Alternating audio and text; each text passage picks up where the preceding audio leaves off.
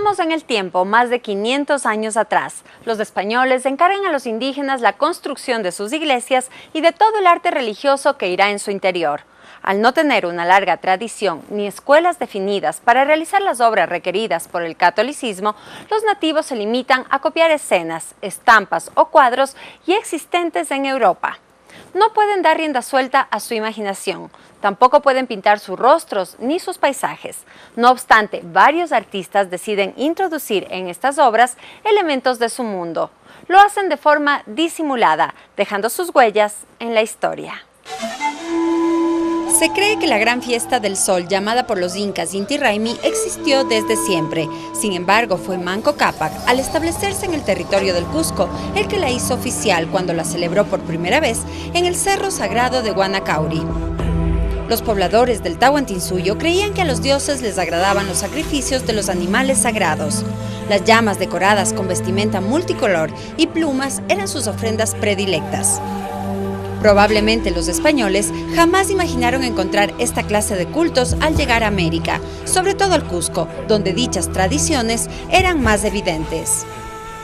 Una vez conquistado el territorio, inició la construcción de plazas e iglesias para aumentar y expandir las creencias, la religión y sus costumbres.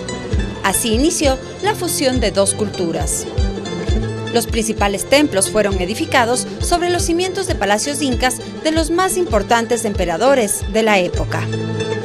Y cada región tenía a un sumo sacerdote que era el Huillajumo. Por lo tanto, ellos al venir traían ofrendas desde ese lugar para poder dar gracias al dios Sol. Y posteriormente se daba el inicio que en esta fiesta lo que se hacía era sacrificar una llama, y era una llama negra. Pues una llama negra principalmente porque es de pureza, y era la llama más negra que podían encontrar ellos. Lo que hacían era sacrificar y después sacarle el corazón. ¿Para qué? Bueno, para dar gracias al dios Sol por todas las cosas que ellos podían obtener.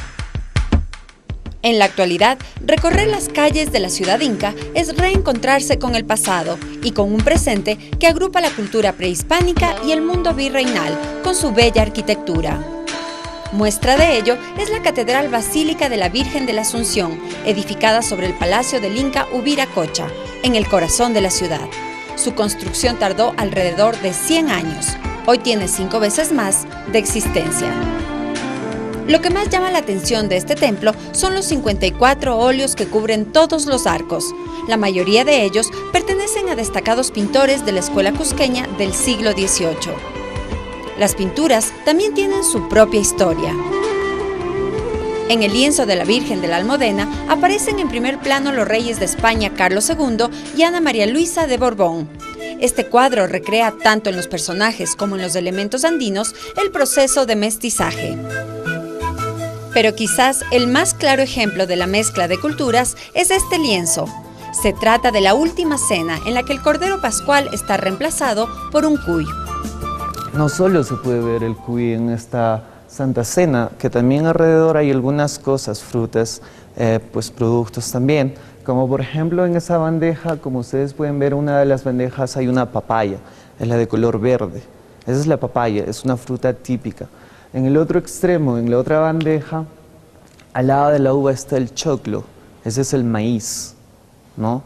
Y después Jesús agarra un pan de aquí del lugar que se llama el pan chuta. Y bueno, en las botellas, pues no es la chicha, mejor dicho, no es el vino, sino la chicha morada, ¿no? Otro lienzo de carácter histórico que guarda la basílica es el del terremoto de 1650, que muestra los barrios del antiguo Cusco en el momento del desastre natural y al Señor de los Temblores, que hasta la actualidad sigue saliendo en procesión.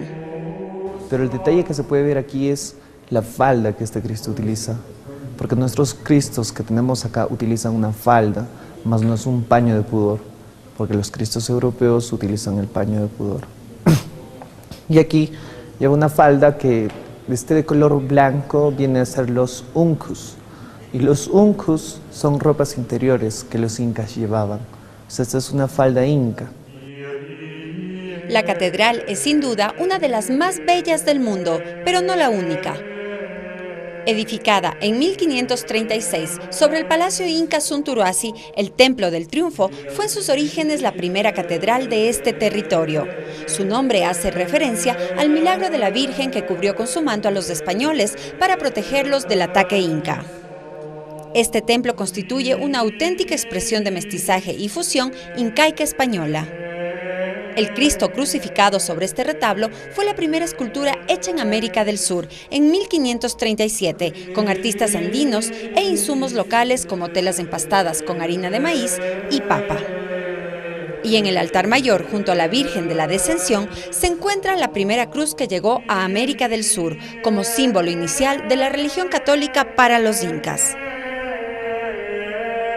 El Templo de la Sagrada Familia fue el último en construirse y se edificó sobre el antiguo cementerio colonial del Cusco, mientras que en plena plaza de armas de la ciudad imperial, sobre lo que fue el Palacio de Huayna Cápac, la orden jesuita construyó la iglesia de la Compañía de Jesús. En la entrada se exhibe otro lienzo que muestra el vínculo que existe entre la nobleza incaica y la española.